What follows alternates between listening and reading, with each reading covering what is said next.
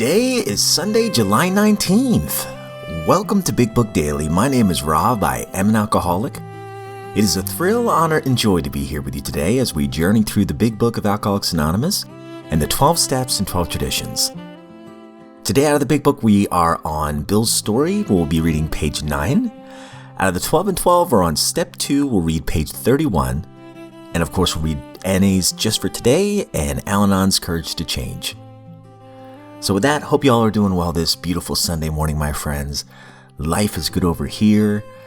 Woke up another day sober. And as I'm recording this, I'm just reminded of several people who reached out just this week and celebrated certain milestones in their sobriety. I heard from somebody who had a little over 40 years speak about her experience, strength, and hope, which was beautiful. And I cannot wait to share her story as soon as I can. And that'll be the speaker meeting episode for the month. Hopefully, if I get the audio file. 2, I heard from somebody who celebrated 15 months, somebody else who celebrated 2 years, and somebody else who celebrated a year. I mean, whether it's 3-4 days or 30-40 years, any day that we're not suffering from this malady, this tornado of alcoholism, is a miracle. What a blessing. So with that, let's go ahead and get to the good stuff.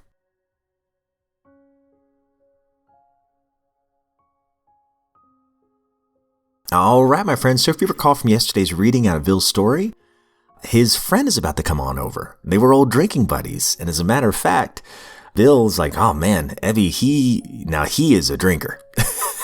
Now he's an alcoholic. So now he has a buddy that he can drink with, or at least he thinks so, right? But before that, he's struggling because before that, he meets Dr. Silkworth, and he realizes that he does have a problem. It's the mental obsession and the physical allergy, and he's hoping that self-knowledge would fix it. But unfortunately for him, it doesn't. So he's still drinking and everything, and now he's about to meet his old friend. And this is going to play a profound impact in a positive way on Bill. So we are on page 9. The door opened and he stood there, fresh-skinned and glowing. There was something about his eyes. He was inexplicably different. What had happened? I pushed a drink across the table. He refused it. Disappointed but curious, I wondered what got into the fellow. He wasn't himself. Come, what's all this about? I queried. He looked straight at me. Simply but smilingly, he said, I've got religion. I was aghast. So that was it. Last summer an alcoholic crackpot, now I suspected a little cracked about religion. Yeah, that starry-eyed look. Yeah, the old boy was on fire all right. But bless his heart, let him rant. Besides, my gym would last longer than his preaching. But he did no ranting. In a matter-of-fact way, he told how 2 men had appeared in court, persuading the judge to suspend his commitment. They had told of a simple religious idea and a practical program of action. That was 2 months ago, and the result was self-evident. It worked. He had come to pass his experience along to me, if I cared to have it. I was shocked but interested. Certainly I was interested. I had to be, for I was hopeless.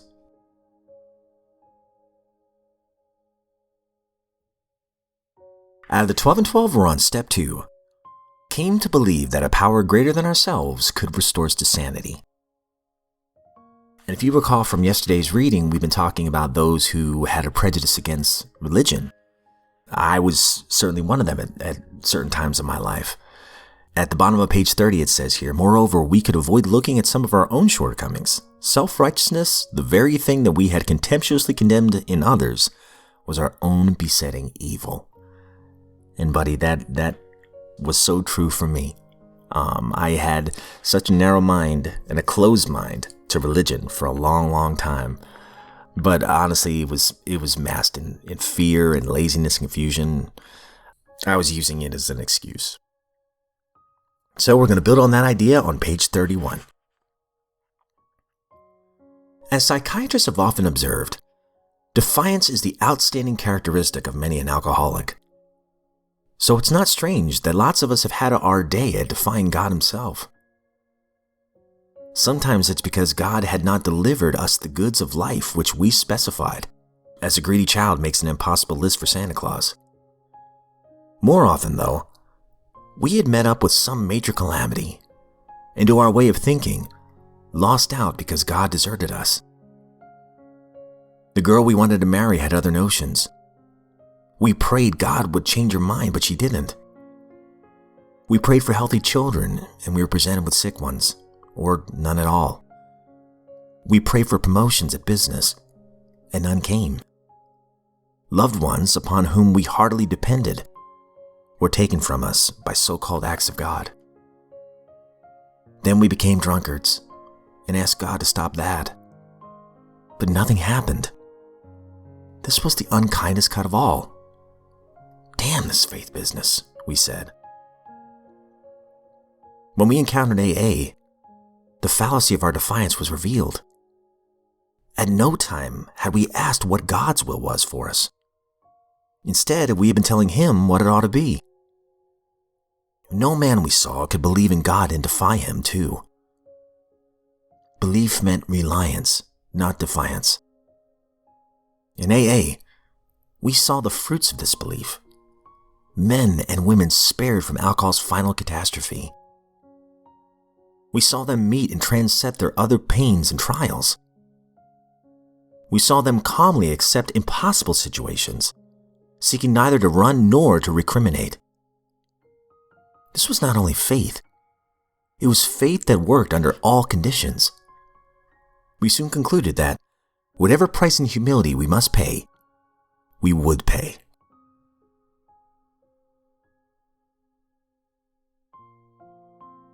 NA just for today, July 19th. Fulfilling our dreams. Dreams that we gave up long ago can now become realities. Basic text, page 71. All things begin with a dream. How many of us have fulfilled our dreams while using? Even if we managed to complete something that we had started, our addiction usually robbed us of any pride in our accomplishment. Perhaps when we used, we dreamed of the day that we would be clean. That day has come. We can use this day to make our dreams come true.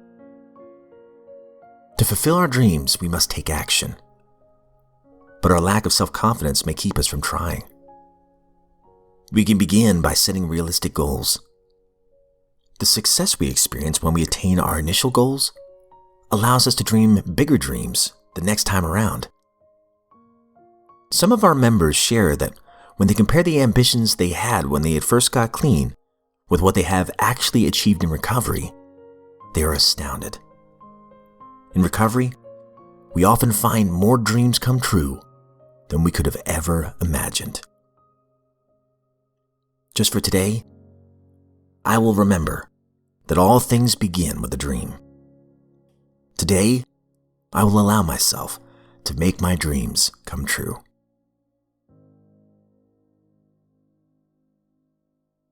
Courage to Change, July 19th. Al-Anon taught me the difference between walls and boundaries. Walls are solid and rigid. They keep others out, and they keep me trapped inside.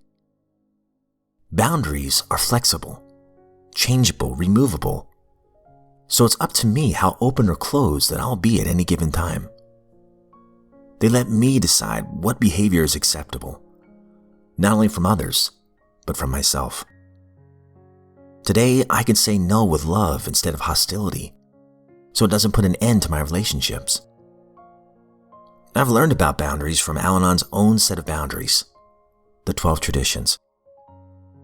Although their purpose is to protect Al-Anon, they actually encourage the growth of the fellowship. This is true of my personal boundaries as well. As I decide what is and isn't acceptable for me, I learn to live protected without walls. Today's reminder: do my defenses keep me safe, or do they isolate me?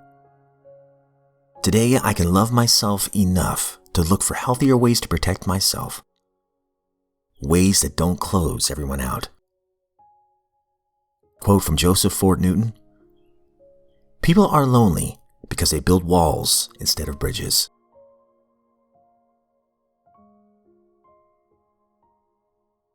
All right, my friends, that concludes today's reading and some beautiful stuff. I first of all, real quick out of the big book, I love how Abby doesn't go preaching. If anything, Bill's like, "Hey, what's going on with you? You're different." And he says at the bottom of page 9 here, in a matter-of-fact way, he told how two men had appeared in court, persuading the judge to suspend his commitment. They had told of a simple religious idea, so a simple idea, and a practical program of action. So he's talking about these Oxford groupers that are a huge foundation of the 12 steps and a program of action, making restitution and inventory here and confession and service work. And that's why he's seeing Bill in the first place, right? And Bill is like, okay, wow. All right, I'm listening. So the seed has been planted here, and this is going to be a monumental interaction between two old friends. And I just love this. I love this story. And Ebby's got an interesting story in himself. Oh, and also that reminds me, there's another podcast I listen to that is amazing. I've been listening to them for years. It's called Sobercast. I found an old recording on that podcast from Ebby Thatcher himself. And it was toward the latter part of his life. I can't remember the year it was, but he kind of relays his experience with Bill. And he did have some relapses in his lifetime, even I think after this interaction with Bill. But I believe that the last few years of his life, he died sober. And he talks about his experience. It's a powerful story. And then real quick about the NA just for today, talking about dreams. I cannot agree more with this reading. When I was in my drinking days, my life just began to revolve just around having the next drink. Literally, it would revolve around that. That was my one thing I looked forward to, including the fact that I had a beautiful family. I had a beautiful life right in front of me, but all I cared about was the drink. Obviously, when I was a kid, that wasn't my dream, to become an alcoholic. My dream was to become a writer or a hockey player, right? Well, long story short, and a beautiful story it's been in recovery. On the other side of it, I cannot agree more with what this saying says. To fulfill our dreams, we must take action, but our lack of self-confidence may keep us from trying. We can begin by setting realistic goals. The success we experience when we attain our initial goals allows us to dream bigger dreams the next time around. So when I got sober, and I started building up my self-confidence, how did I do that, by the way? Well, for me, it was realizing who I was. Realizing that I am not a piece of crap. That I am no better or worse than anybody else. And trying to do the right thing every day. That's how I built my self-esteem, right? And reminding myself of how my higher power feels about me, instead of what I've been telling myself for years, right? The more open-minded I became, and this is all in recovery, the more I realized, you know what? These dreams can become realities. How can I set a certain goal? And how can I realistically get to that goal? And does it fall in line with my higher power's will? That was a big one too. I'll give you a practical example. This podcast. I had done other podcasts in the past, but my biggest problem was consistency. I was worried that, if I do this daily podcast, am I going to be able to be consistent enough? Well, I kept praying, getting second opinions, coming up with strategies, realistic goals. Okay, if I get behind, I'm going to try to record about 30 episodes in advance. And if I get behind, I'll record maybe, double up episodes on the weekends. I'll go to bed early so I can wake up early and do this before my family wakes up. Little things like that. And over time, and obviously a lot of prayer too, over time, I've been able to do this. But the funny thing is, yes, this is something that was a dream of mine. On the other side of it, it has helped me more than anybody else, I'm sure. And then I think, you know what? What if I applied that same kind of principle to my writing or getting into shape? As it says here, the success we experience when we attain our initial goals allows us to dream bigger dreams. I can go back to the successes and go, wow, God gave me the strength to do that. What else can He help me to do? God, what would you have me do? I mean, I never had these options. I never had this type of freedom when I was drinking. I was a slave to alcohol. Now the world's wide open. And we can trudge this road of freedom and happy destiny together. It's beautiful stuff. So that, my friends, that's all we have time for today. I hope you all have a great one. Please know, as always, I don't speak on behalf of AA, NA, Al-Anon, any other sect or denomination. I'm just a joyful drunk in this lifeboat of recovery, honored to be here another day. And if we're given another set of 24 hours, I sincerely look forward to seeing you right back here tomorrow.